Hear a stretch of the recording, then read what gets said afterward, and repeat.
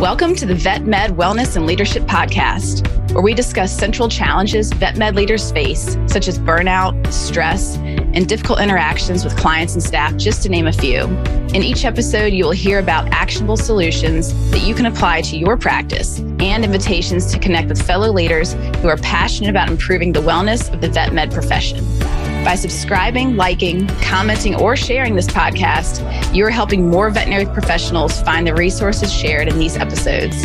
Thank you in advance for listening and supporting this show. I hope you enjoy it.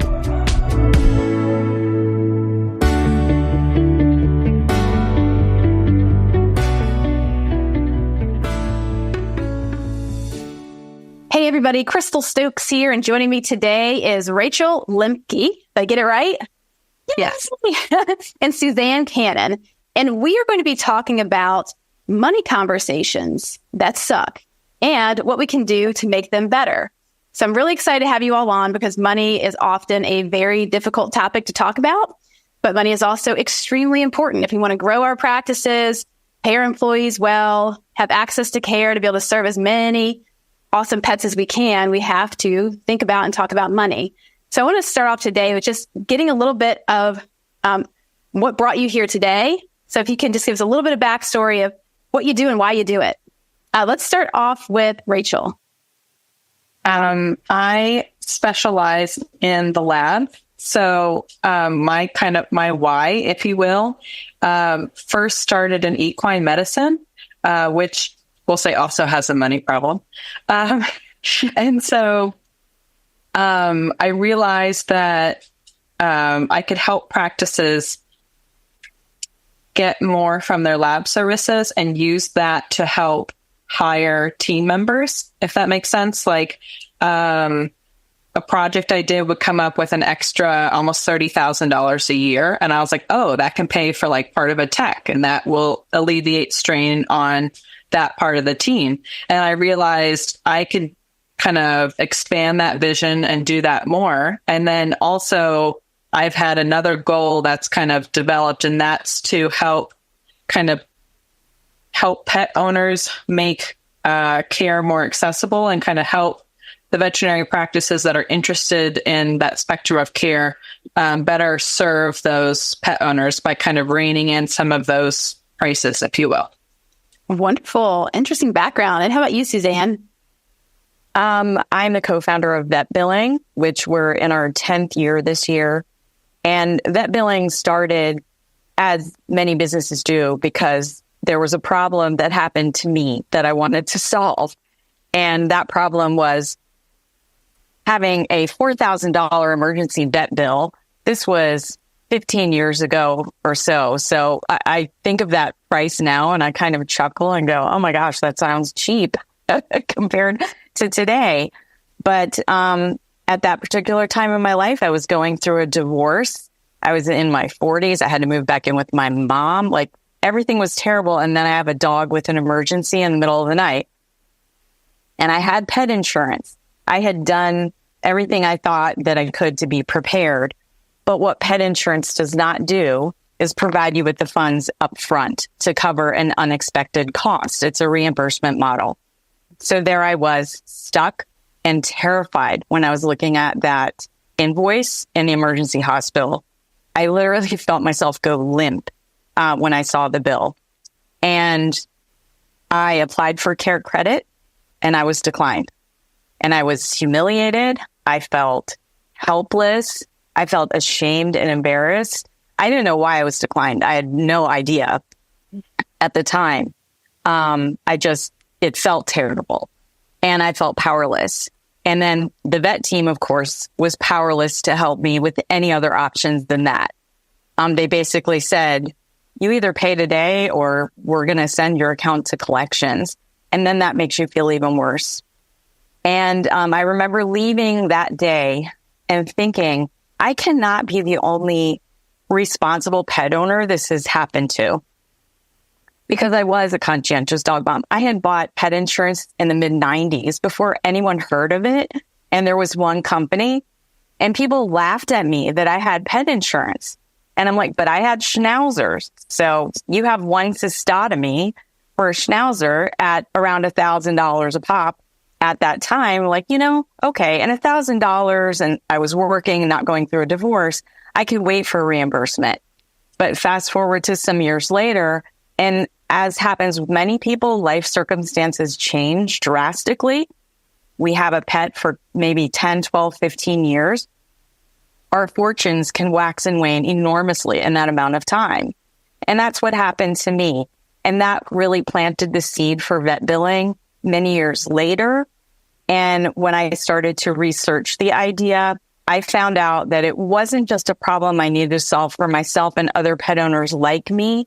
It was a problem that needed to be solved for vets. I had no idea the depth of the problem on the other side of the exam table, because they don't go into this to talk about money, to deal with money. They didn't have any really good options if the ones that they had available failed. They felt like their hands were tied. And so 10 years on, I mean, the goal with this is there's kind of a twin goal. There's improving access to care for more pet owners, but there's also trying to create a solution that adds to sustainability for vet professionals, because I truly believe that so much of the moral distress that happens to veterinary professionals is over financial constraints, and almost every owner has them now. And how do you work around that? How do you be able to practice medicine and be at peace with that?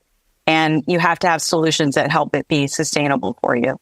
So I'm just going to go ahead and say it. So people that have listened to this podcast before have heard a little bit of my story, but what ended my veterinary career, and it was the only career I had in mind for my entire life, up to the age of 20, whatever, was to be a veterinarian. And it was the economic euthanasia. So when we choose to euthanize a patient because we can't afford the care. So for me, knowing that an animal can absolutely live a quality life, like say it's a broken leg that might cost $2,000 to fix with an overnight hospitalization, and it just can't afford it, and that we didn't have options to finance it.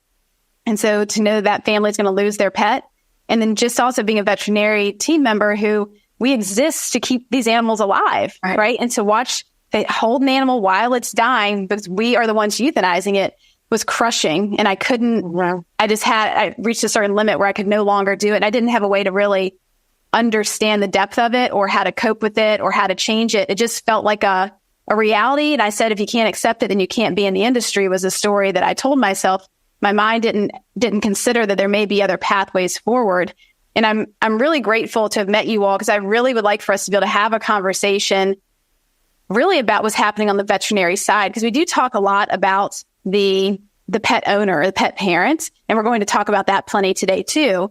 But I think that giving attention to that moral dilemma that we feel as veterinary professionals and how this is a daily occurrence. I was actually just at a hospital where the team had put photos all over, like artistically done, very well, like framed photos of all of their pets throughout the hospital as part of the decoration. And the vast majority of these pets were surrendered animals. They were animals that came in that needed care that the owner could not afford. And so they give them the option to say, well, if you like, you could surrender your animal, then they pay for the cost. The team member that takes that animal will pay at cost, whatever it costs for that surgery or treatment, and take on the responsibility for that pet. And that is just, amazing to see. They are going to use their hard-earned money to support this animal's life, and to be put in that situation on a daily basis of how many animals can you adopt? Like, can you have 40 more to save all of them? Because you're going to confront this, especially in ER, on a daily basis. So I will step off my soapbox now, and let's talk more about, how about if we start with the veterinary side, and what are some of the, like when trying to get down the root issues or what you're seeing as the main pain points, and then we'll shift over to the pet parent side, or we can toggle between the two. So let's just talk more about the problem first. And Rachel, you want to go? Yes. Well, I'm thinking back of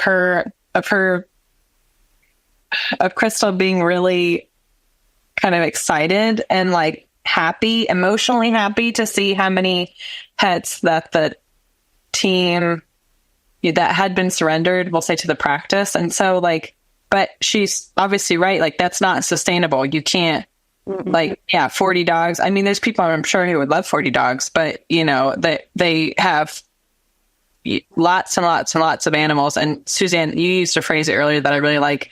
Your fortunes can change. And so a lot of these techs or VAs, they like one reason why they work in a veterinary practice sometimes is because they have a menagerie at home, because they have quite an animal collection, and they would have a hard time affording any level of care if they didn't have the perks that can come with working in a veterinary team. And I'll also say that as when working in a veterinary hospital, we don't want to have surrendered pets. We want the pet to stay with their parents. Yeah.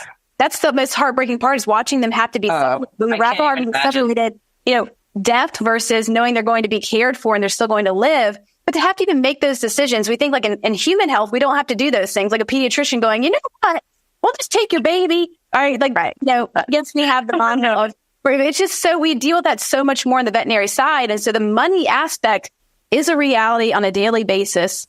So back into this, we go back to access to care and spectrum of care and the current challenges, I'd say, that exist. So let's talk about that. So what are you all seeing in terms of the challenges on the client-facing side when they came in, just like the Suzanne, your story, when you come in, you have the best intentions, you may even have pet insurance. We know one problem is that sometimes the pet insurance doesn't help in that immediate moment. So let's stick with that. The moment's here, we can't afford to be reimbursed. Now we go to something like credit. So let's start there and keep going on that track. Suzanne, do you want to start with that? Sure. Maybe a good place to start is with what happened to me when I was declined for care credit, and then years on, researching VetBilling and going back to the root of, well, you know what happened to me? Like, why was I declined? I remember standing in the reception area at the hospital that night, and I'm like, have I missed paying any bills? Like, I couldn't even think, because when you're in that situation, you just don't think rationally. Mm. And what happened to me actually is a really common thing. It's called credit invisibility.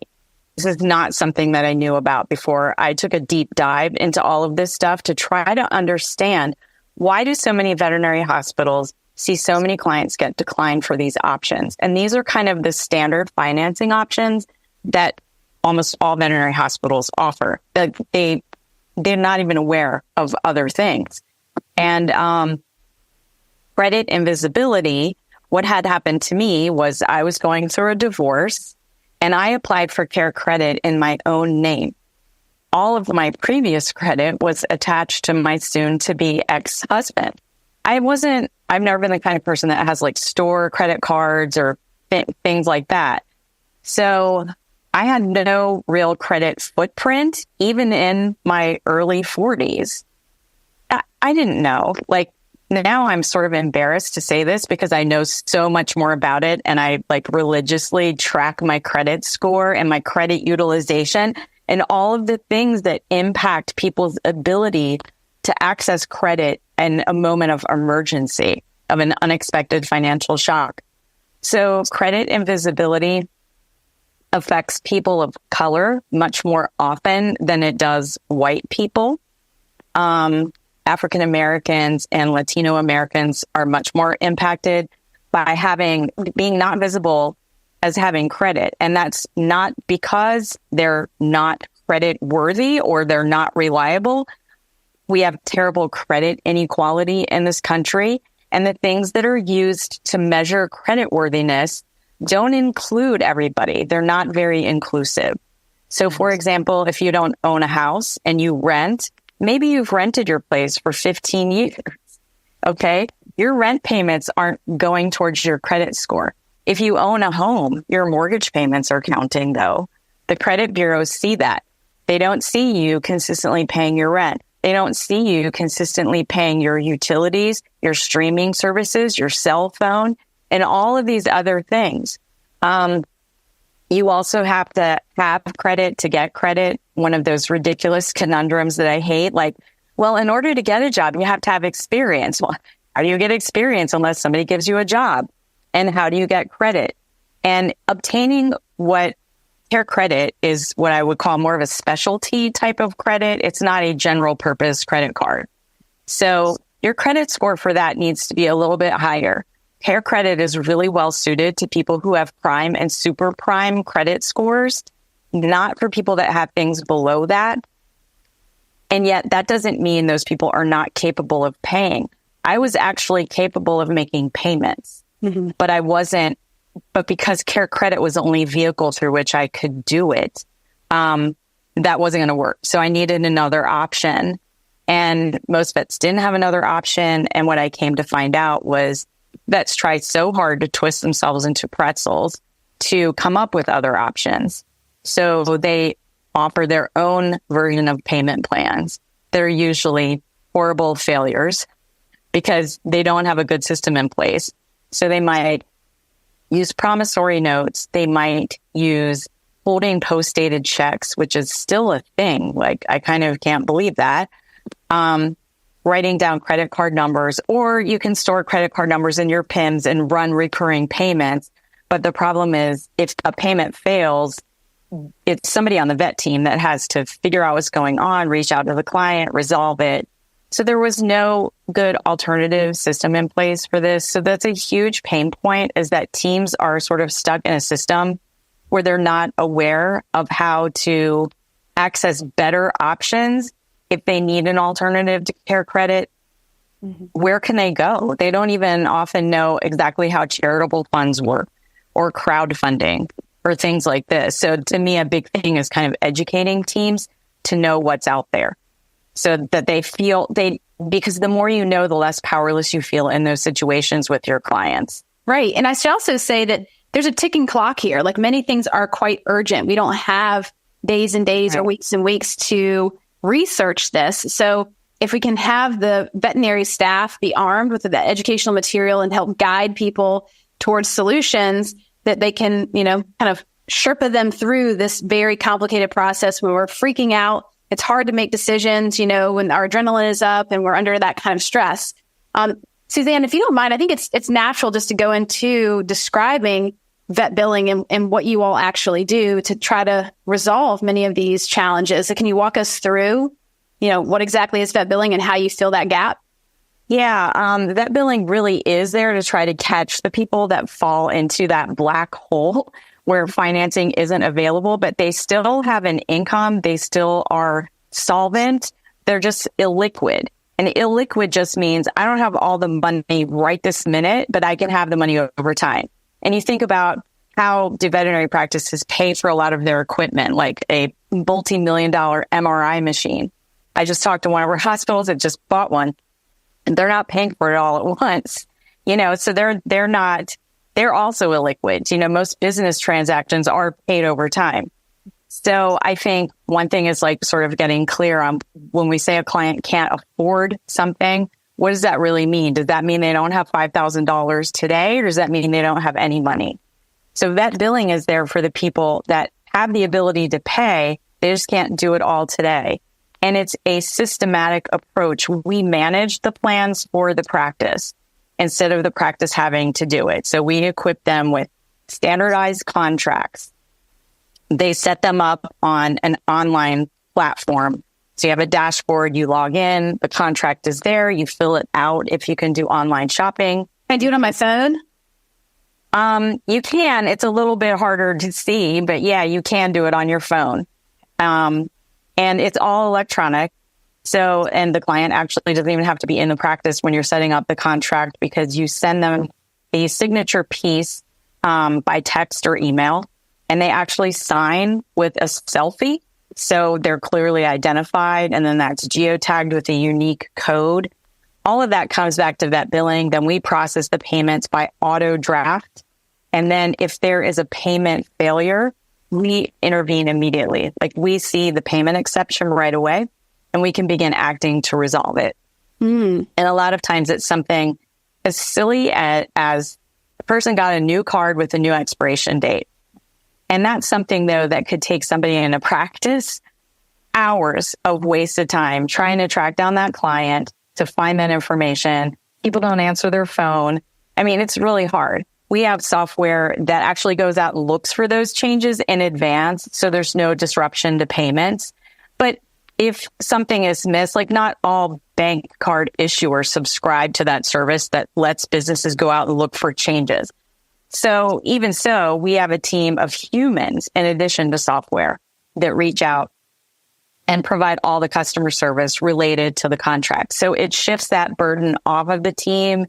It sends the money conversations to VetBilling instead of the team, like once it's in our hands. Mm-hmm. So if the client is going to have difficulty making a payment, we're going to talk to them and we're going to work it out so that we increase the chance that the practice is paid.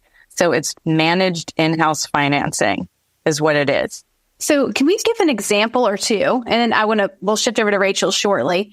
Can you provide a couple of examples that would kind of help paint the picture for veterinary teams that are listening to this? Like giving a common example, if somebody walks in the door, this is the conversation they have. You know, some people, like let's say they have a client. Let's do an example of a client who comes in and it is rather urgent. They do need care, but they are nervous about being on some kind of payment plan that's unfamiliar to them. Let's say they're like, hey, I have pet insurance, but I can't afford this initial upfront cost. I don't want to take out credit like that. It feels weird to me. Like, they just feel nervous. So can you walk through guiding, like a story like that of guiding them through? Yeah, there are people that are like that. They very much don't want to take out another line of credit. Most practices are going to make them apply because they're going to want to see whether they can, because if they apply and they're approved, the practice is paid up front, less the emergent fee that they're paying, which is not inexpensive. It's not inexpensive for practices to offer it. But like if you're my sister, she does not trust any of those things. Like, you know, you can get care credit at your dentist. She's like, no way, I am not doing it. I'm not doing a line of credit. So yeah, some people feel that way. So the option with VetBilling is basically installment payments offered through the practice. I mean, it can be branded as the practice's own in-house financing program.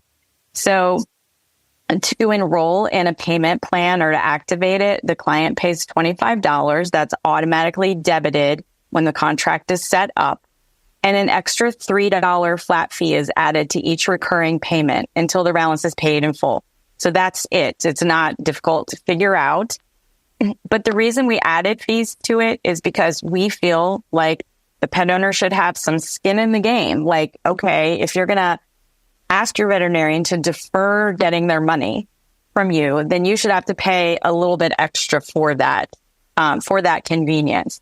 We also coach our practices to take a down payment from the client, and we coach them to try to get 50% because our data shows us that the higher the initial investment and the cost of care, the more likely that's going to successfully be paid in full at the end. So the client basically has the contract is completed at the practice. Usually it's going to be a client service rep or a practice manager that's going to set up the contract. It takes probably about 5 to 8 minutes. The more you do it, the faster it goes. You're just filling in the person's name and the amount of their invoice and their down payment. And then it's going to generate, what their payment's going to be for 3 months or 6 months or 9 months. And the practice can choose the maximum payback period that they want to offer. And they basically work through that with the client. And it's a collaborative process. It doesn't have to take a lot of time, but the practices that use it say that pet owners feel like they're not being abandoned if there was no other option. And that is so important because they didn't feel abandoned during the whole medical aspect of having their pet under your care. But when a lot of them begin to feel abandoned is at the payment part. If they don't qualify for this option or if they're not comfortable with this option. And I will say, like, whether somebody uses VetBilling or not, it's more that the client wants to feel that you used the word shepherding a little while ago. They still want to feel that you're shepherding them through the process, because I don't think we're any longer in the days where we can only talk about the medical aspect of estimates and not also talk about the money part. It's too expensive now. So unfortunately, we have to do that. And I don't know if I've sufficiently walked you through. I think I went on tangent. No, it's great. I think you answered the question really well. Okay. Because these are the things that we're going to encounter, right? We need to have, if we've thought it through, it gives us a better chance if we encounter this in the moment to imagine walking through this, like to be able to sit them down, go through that initial setup process. It makes it really tangible. The last thing I'm going to ask of you before I turn it. Oh, yeah, Rachel, go ahead. Suzanne, I have a question for you. So we know things like Care Credit have kind of, I'll use the word an algorithm, I guess, that they can choose kind of who they accept, who they don't. Is that what's happening with VetBilling? Or like, is there an algorithm? Is it the practice that decides they can extend that payment option? Cool. See, she remembered something I forgot. No, the practice is control of deciding who they want to extend a payment plan to, because it is the practice as a business that's extending the credit. So I totally get that this freaks out practices. Because they're like, oh my God, our AR is going to be out of control and blah, blah, blah. And that actually doesn't happen. But I would rather a practice talk to another practice that works with us than listen to me, because they, that's where the credibility is. But the practice decides. So, and the reason that we also thought that was important is because the practice knows the client. The practice knows the patient. The practice knows the situation medically. They know how urgent it is.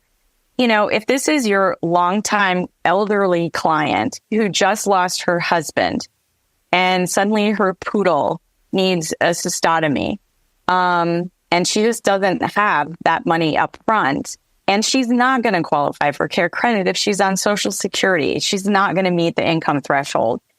That doesn't mean that she's a deadbeat or she's financially irresponsible. It just means she's not going to meet that income threshold for their algorithm. What do you want to do with that client? Nobody that works in VetMed wants to turn that client away.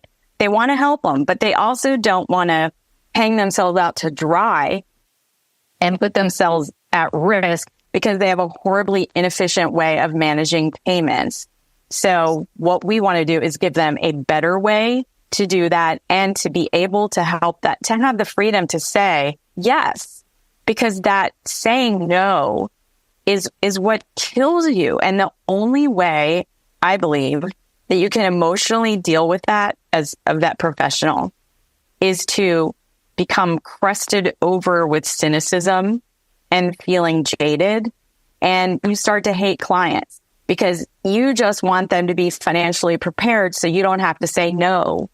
But the problem is, and no matter how much we wish for clients to be financially prepared for a shock of an unexpected injury or illness, they're never going to be where we want them to be. So I feel like we can spend the rest of our lives in VetMed feeling angry, or we can decide to see how can we move closer to where the client is, and how can we understand that they're not doing this to make your life as a vet professional hard. They're really struggling. And we want to give you the ability to take that case, to treat that treatable animal, to have a really good outcome. Because that is what's fulfilling about VetMed. It's being able to take care of those hard cases. And, I used to think it was like, what I want us to do is unbreak part. That's what I want. And, I love that. As simple as that. Can you share a few of a little bit of the feedback you're getting from the hospitals that do use your services?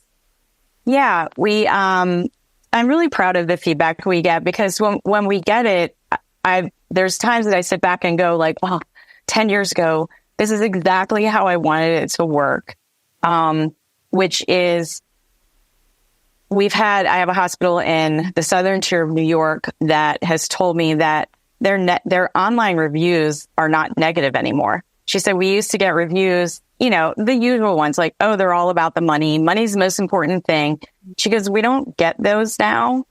And I asked her, I said, well, since you've used VetBilling, has there ever been a time when you haven't extended a payment plan? Because it's up to the practice. If they decide for whatever reason, because we have a soft credit check feature built into our platform that they can run and get a recommendation for a payback period, et cetera. They might decide that they don't want to take this risk, and maybe it's a new client. So they have the ability to decline. And she said, yes, we have had clients that we didn't extend it to. And I said, did they get upset and furious? And she said, no. She said, you know why? Because they knew we did everything we could to try to help. They saw what we did in trying to make it work for them. So that was great for me. I had another hospital administrator say that it had helped her client service team at the front desk. This was an emergency hospital. She said, because they used to come to me in tears that when they had to say no to a client, like you're declined for credit, we're sorry, we have no options, we don't do payment plans, we're sorry. She said they would come to her in tears, and she said they would feel personally responsible that they were taking that pet's life. Like it was them that caused the euthanasia. So clearly this is how personal it is for people that are in vet med. And she said now they have a go-to solution. They have another solution to go to. So you don't feel completely powerless. I'm sitting here talking to you though, and I'm realizing I feel like this sounds like a sales pitch, and I truly don't want it to. Whatever system you put in place, just have a system. But it's more that willingness to walk through this with the clients and to collaboratively problem solve with them that makes all of the difference.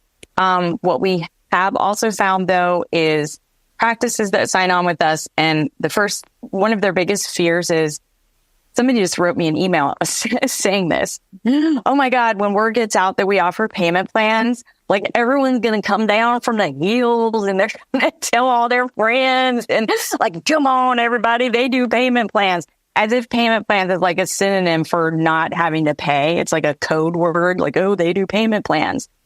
And I understand that fear. And so what we tell them is, no, you're in control of who you're offering that to. And when you work with us, we're going to help you set up policies and parameters around that, which might be, we don't do a payment plan for under $250. You have to have a 50% down payment. Let that be your policy. If you want to deviate from that on a case-by-case basis, that's fine. But your stated policy needs to be clear to your clients. You can say we have a maximum payback period of 12 months for invoices over $1,000. If it's $500, it's a maximum of 6 months, or whatever you want to set. So the practices that work with us that are successful with VetBilling have put those type of policies in place. So it's very clear, and everybody on the team knows what the policy is. So it's not waffling around and trying, and it's not the client dictating to them that, oh, well, this is what I want. No. And I think too, when clients see it's a third party contract that they're signing and it comes to them by text and they take a selfie, that has some gravitas to it. They take it seriously. But, our one practice manager said to me, she goes, when we signed up with VetBilling, that was my biggest fear. And she goes, it just hasn't happened. And we have an emergency in the Dallas area that said to me recently, she goes, yeah, she says, word gets out that we have payment plans. She said, but when people call us and ask about it, she said, everybody knows, here's the policy. We can email it to them right from our PIMs. We can tell them over the phone. And that kind of takes the wind out of their sails if they're thinking that they can abuse this, because that's not what we want. Right. So we want to try to get rid of fear. And one other thing, and then I'm going to shut up because I'm sorry, but there's one of our partner hospitals is a big specialty and emergency in the Northeast. And our point of contact there has been she's a client care manager now, and she does a lot of the education and she coordinates all the financial stuff for clients. But she started out as a tech 35 years ago. So as you can imagine, she has seen everything. She has seen every kind of client that there is.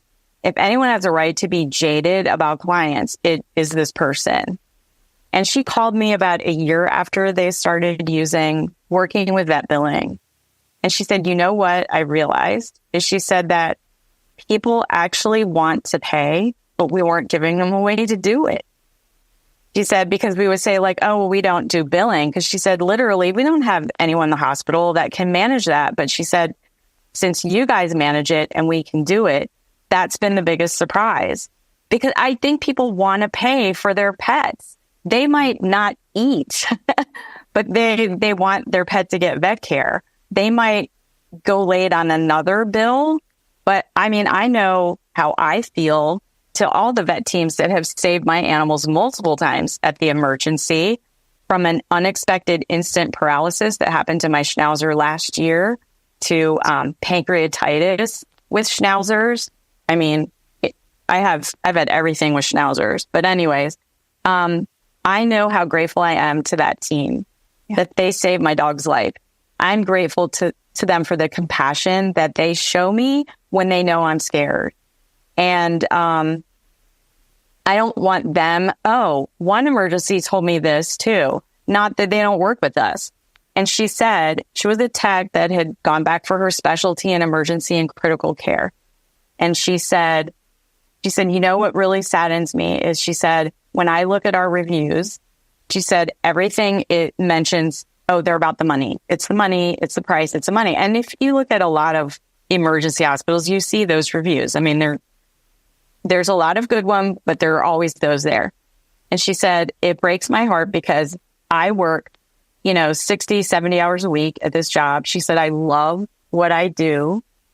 And she said, and in the end, I feel like it isn't noticed or appreciated because what gets paid attention to is the cost and not the work that we do.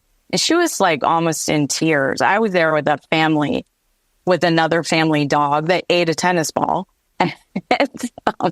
And she and I just had a moment alone. And I asked her, what was her experience with this kind of topic? And she was really candid with me. And it made me feel really sad for her, because I'm like, when it gets down to the last experience that happens with a client before they depart your hospital is the payment part. And if they leave and that part of it feels bad, it colors the whole experience, and it's not fair to the team, because then they're not getting that appreciation that they worked so hard for and that they so deserve. This is a perfect segue, because it's absolutely true. And I think that this conversation is helping those listening really think through the client experience and staff experience around money and how we can improve it. So I'd like to shift over now to Rachel and learn more about what you provide with your company. First, definitely let us know the name. Go ahead and pitch yourself, please. And then talk about how you all work to reduce the burden of costs. So we have somebody that helps you with that. When you do have your bill come, how do we deal with the bill? But you're on the other side of like, how do we actually make the costs lower and improve access to care? So take it away, Rachel. So I almost cried a couple times when Suzanne was talking, but I held it together. So the name of my company is Amwell Data Services. I've been told that what I do, I'm a one of one in the U.S. at least. Why are you laughing? Because I'm like, yes, you're breaking, you're breaking through. You're the trailblazer, and more people need to know about what you do. But anyway, thank you. It's, I'm like 3.5 years in, and it's still a challenge. So there's lots of kind of projects that I can do, but the primary goal is to help practices strategically manage their lab services.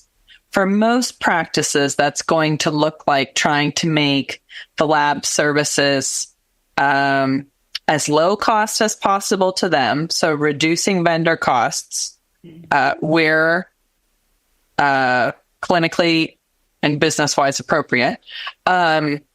And then also kind of being more efficient with what they're doing, how they're doing lab work, et cetera. And to also, like, one of the services I provide is, I call it compliance sensitive cost-based pricing for lab tests. So that's trying to find the dollar amount to charge clients that covers all of your costs that you'll incur as a veterinary team, but that also gives you the amount of profit that you want, but that takes into account the compliance that your team kind of historically has. And so that way, your team, if a pet owner goes, oh my gosh, that's so expensive, and I can't believe that. Well, we know a dollar amount somewhere between $0 and $40 billion is going to be too much, right, Suzanne? So like, we know the dollar amount is going to be a squeeze. I can't help with that. Suzanne can help with that. But what I can help do is kind of literally write the number of, this is the number where above that, the practice might be taking a little more than they could be or should be. And below that, they're losing money and it's not sustainable. So they won't be able to help future pets, basically. I have a question. Okay. Sure. Is this based on so you're the data lady. Is this based on the data that you're looking at like regionally? So if you're like looking at someone in a very rural area of like Virginia compared to Los Angeles, for the same, lab services, you might say, hey, in LA, you can, based on what the economy there can hold, this is what you can charge and, what you need to pay, like your labor, it's more expensive compared to rural Virginia. Is it that complex? Okay. So, it is simpler than that. But also you have to be careful, not necessarily you, but practices have to be careful not to go down roads of potential collusion in terms of like price fixing. So like basically practices in a town need to be real careful not to, I'm not a lawyer, but you need to be real careful not to collude with their prices. So what I do is I use an individualized approach for that practice. So I will ask the practice, I need to know how much your techs, your VAs, whoever's running the blood work, I need to know what like their salaries are.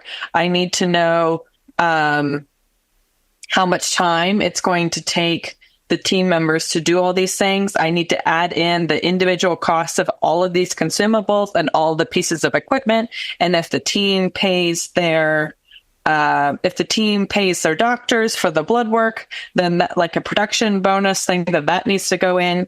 And then also whatever the practice wants, in terms of profit. So, and then the compliance,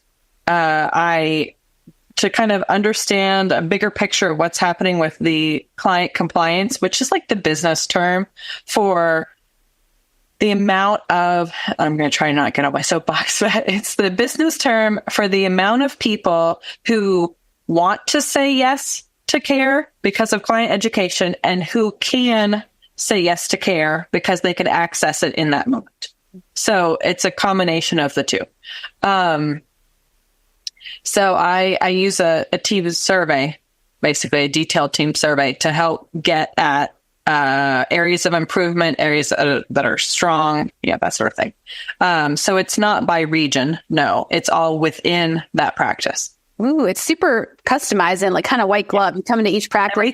Everything I do is white glove. I'm the same way in my company. I have no cookie cutter models in every practice. Not a cookie cutter. Yeah, I love it. Okay. Very interesting. So can you maybe give us a couple of examples of things you've done just to make this real for those listening? If they're putting themselves in the shoes of a client you've worked with in the past, and they can imagine what it would be like if you were to come in and work with them on, like, I'm curious because what I'm thinking about is what's really possible here. Like, okay, yeah, my lab stuff, I kind of set it and forget. Really? A lot is possible. Oh, yeah. Boy. I think that is part of the problem that she's trying to fix is the practices that are like set it and forget it with their lab services, because it doesn't have to be that way. And on the back end, Rachel, I don't know if you could also talk about things like my panic at the cost of a urine culture and sensitivity. Oh, yeah. I have notes. I'm ready for that.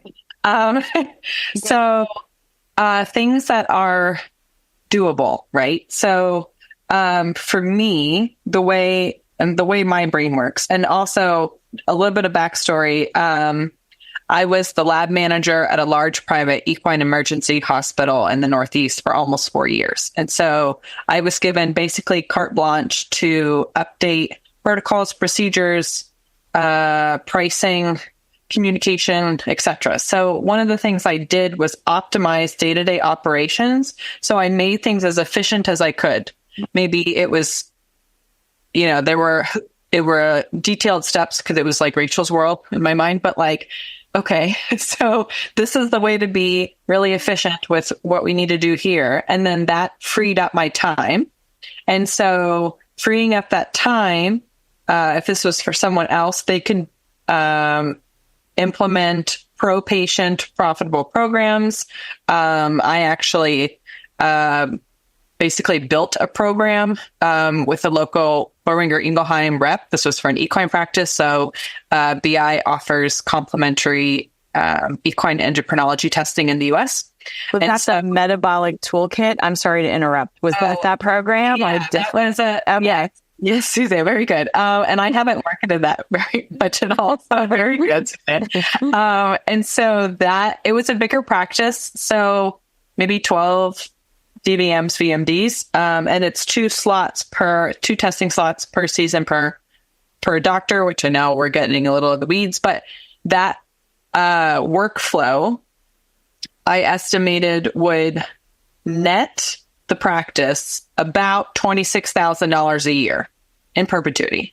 And so I was efficient with my time. I built a program that was profitable. And then I also had more time. And I was like, oh, cool. So not every practice has a lab person, let alone like a lab manager, that sort of thing. So I totally understand that. But so in terms of what is realistic for other practices, right? You can be more efficient with what you're doing. I will share a little story about a client. I had a client come to me, a veterinarian come to me, and going to start, we'll use their pronouns, going to start their practice. And they said they do not want IDEXX equipment at all. And I was like, okay. Is that because it's expensive, typically speaking, or why? And they said, no, the results just suck. I was like, really? I ran the lab nearly 4 years with, with a NICU unit for foals and, really crazy colic cases and all sorts of stuff. And like, I didn't have a problem, tell me more. Oh, well, our team, they go and do this, where I work at right now, and they collect this blood work, and they collect the blood in the exam room, and then they run the blood work, and then the blood work comes back, and it looks like the dog is dying. I was like, what? And it says, yeah, the dog's dying, and then we panic as we're a GP practice, and the dog didn't look like it's dying, but the blood work says it's dying, so we panic and we send the patient and the owner to an emergency practice in town. And they run new blood work there, and the blood work comes back totally fine. And then our practice pays for that whole workup. And this has happened multiple times. And I say, you're kidding. And then at one point, they mentioned the word serum. And you said your team, you said a lot of your audience is kind of, we'll say, medically trained. So there's a difference between serum and plasma, boys and girls.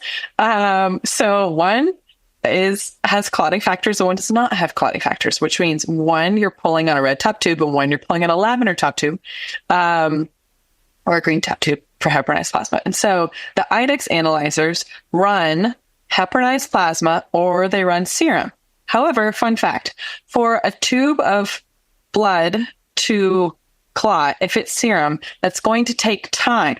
You cannot speed that up. Oh boy, I'd be a gazillionaire if you could speed that up. You cannot speed that up. It takes time. It will start to clot in 10-ish minutes.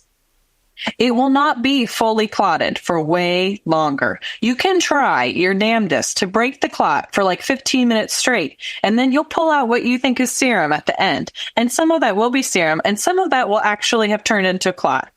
So what I realized had been happening with this team, because this person mentioned the word serum, is they were pulling blood on red top tubes in the exam room. And then you're not like, you understand. Do you understand where I'm going with this? And then they were fighting to get the serum and thinking they had serum, and they were loading it in the IDEXX machines, which this is not a brag on IDEXX, loading it in the IDEXX machines, and it was clotting because you're trying to run a freaking Jello clot instead of liquid, and the slides can't handle that because they're not supposed to work like that. So the blood work would come back way weird if it even came back at all. And I said, you could just get free tubes from IDEX, by the next business day and fix this. And the person said, no, the practice center probably doesn't care because, basically that's the way they've always done it. And I was like, So I said, okay, but for your practice, you need to be drawing in green top tubes and centrifuge it real quick. And then you run it, or you can run out of whole blood. But that's the other thing. But I was like, not for normal catalyst ones, but I was like, so that's an example of, we'll say, an efficiency problem. Okay. Right. That's not a typical thing I encounter, but that's a real story. So one of the big things I do is I help veterinary practices optimize their partnerships with lab vendors. So I will, nothing I do is cookie cutter.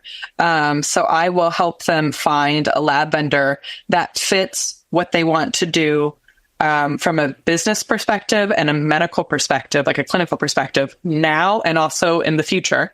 And I will work to get that at the best pricing I can. So, for example, one of my clients is forecasted to save. I'm unfortunately I don't have like a magic 8-ball or like a fortune teller ball to like bring into the future, but over the term of their next lab contract, they're forecasted to save $305,000 on their IDEX contract. They had IDEX to begin with. So they had an IDEX contract. We went through the process of matchmaking for vendors. And then we were negotiating with these vendors, and the collective forecasted benefits amount to between $299 and $305 estimated over term. Yeah, I'd take that too. So someone said to me, oh, that's only $50,000 a year. Yeah, but that's also, a friend of mine was like, but that's also savings, right? Savings is different than revenue is different than, and so, yes. Can you tell the UA story that relates to Suzanne? Yeah. So, okay. So, for listeners that might not know, Suzanne's had a fun history of needing UAs for her dog. So, Suzanne, I'm going to try to tell part of your story. Yeah, that's fine. Go ahead. A short way. So, Suzanne had been surprised with some differing charges that she had been receiving from the same practice for UAs. It was actually the culture. Culture and sensitivity. Okay. So I did a little bit of digging, but there are, depending on which lab vendor you use, there can sometimes be several different, we'll say, options available for that. So I'm not going to read off codes or mnemonics because I don't want people to fall asleep listening to your podcast, Crystal. But there's, think of it. No, well, you have a medically inclined audience, so they can handle this. So, and Suzanne, the lab that your team is using was IDEX, correct? Mm-hmm. Okay, so a UA with a urine culture is one code, and the list price is $166.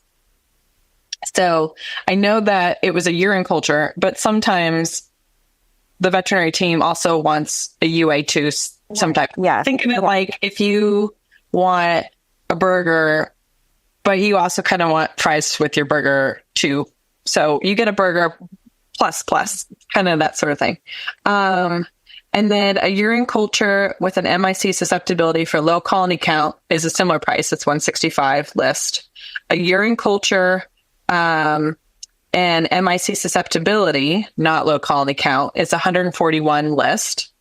a urine culture and MIC susceptibility, if indicated, we'll talk about that in a second, is $83 list. A UA with reflex urine culture, if indicated, a UA is a urinalysis, that's 115 list. And a UA urine culture, MIC susceptibility, and a reflex UPC ratio is 171 list. So if there were a lot of things that could have happened in your situation, it's like why you were getting charged different amounts for what you thought was the same test.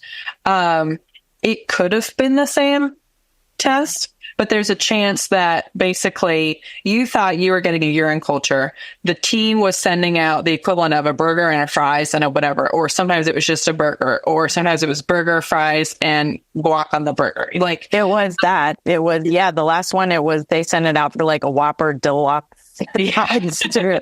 And so one of the things that I help practices do is I help get them competitive pricing with this vendor pricing. So, but one thing that could have happened, like if on your receipt, it said urine culture, like every single time, but it was a different dollar amount. What could have happened was someone could have been changing, a veterinary team member could have been changing the dollar amount for that same billing code. So like, like a Whopper Deluxe, Whopper Junior. So it would say, like, let's say it was billing code in the PIMS number 100, and it would say urine culture, but it would be 120 or 220 or 78.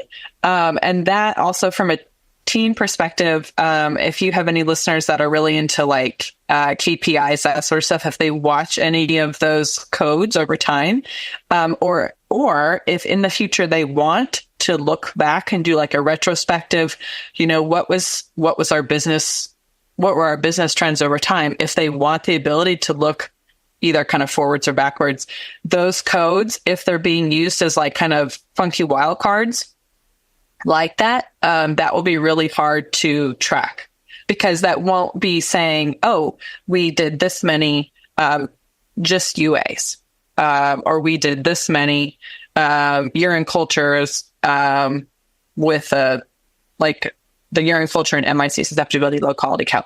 We did so, and obviously like IDEX and that sort of thing will keep records of that. But if you want to keep something in your PIMS to track it that way too, that would be a problem.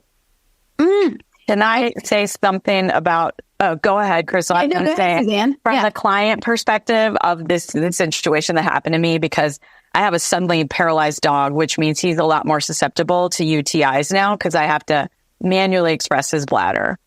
So that meant for probably the first 6 months post paralysis, he was getting repeat UTIs, and he'd come back with a dirty urine sample. We wouldn't have a clean sample. And then because he's paralyzed and prone to these, we expect him to be prone. We want to give him the right antibiotic so that we're not having to worry about antibiotic, resistance down the line. So that also meant a lot of culture insensitivity. So I had looked at these on my invoice 3 or 4 times in the space of 6 months.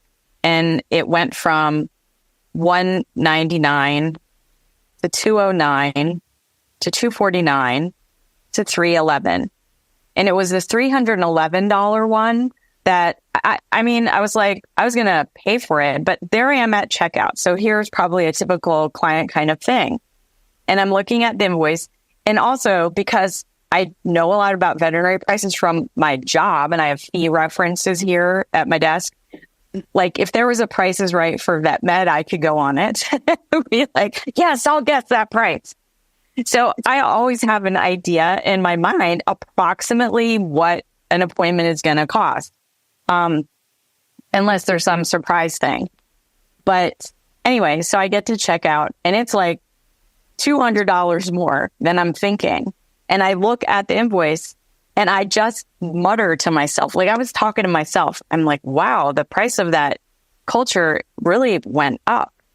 And the receptionist, and I'm like, I'm sure this scenario plays out all the time. I wasn't talking to her because I'm very sensitive to not saying stuff like that to anything about prices to vet teams because of what I do. But she heard me mutter under my breath, and I felt her like immediately become defensive. Bristle. Yes, because she was like girding her loins, which I like hated for her. And she's like, well, we don't set the prices, the lab does. And I'm like, no, it's okay. I said, I was really just talking to myself, and I was kind of surprised, but she was ready. She was like already ready. And that made me feel like terrible about how often does this have to happen, that teams feel like they have to immediately go in defensive mode. And actually, I was just curious. It was like, to me, it was kind of a head scratcher. Like, wow, that's really a lot more expensive. And I don't know why. There's a couple other things that could have too. Crystal, did you have a comment? No, go ahead, because I was going to come down the home stretch part of this, but go ahead if you want to address it briefly, and then we'll do the takeaway. Sure. Okay, so thank you. So a couple other things could have happened, since you said this was a little bit over a period of time, Suzanne. This could have been depending on the practice type. Sometimes they might have had quarterly price increases or something like that. Some practices increase prices across the board. Some kind of try to do a more tailored approach. It differs. And also pricing strategies differ widely, for better or worse. And then also, depending on the time of year, it might have also, another contributing factor could have been a vendor price increase. So kind of pre-COVID, vendor prices were one thing. That has changed, at least during COVID recently. So those prices are not, I'm hoping they slow down. But in the case that they don't, practices really need to be as careful as they can be. Yeah, with their expenses. I think too that one of the things that I thought about after that interaction with the receptionist at my own clinic was that if teams can, I don't know how to learn to desensitize yourself to comments like this, and it also depends on the tone, to become curious about the client comment instead of defensive. However, if I had said to her in the tone, like, wow, this really has gone up since the last time I was here, that's setting up defensiveness as opposed to me muttering it under my breath to myself, but she heard it. But still, instead of going to, well, the lab sets the prices, not us, and feeling defensive, it can be like, really, you noticed that this was higher than last time? Do you remember what you paid the last time? Like, get curious with the client. Just sort of, what are they noticing? Like, because maybe they're just being like me, or like, wow, I'm going to pay it anyway. Like, I wasn't going to not pay for that. But it's hard on learning that hair trigger defensiveness, because people have been dealing with this for so long.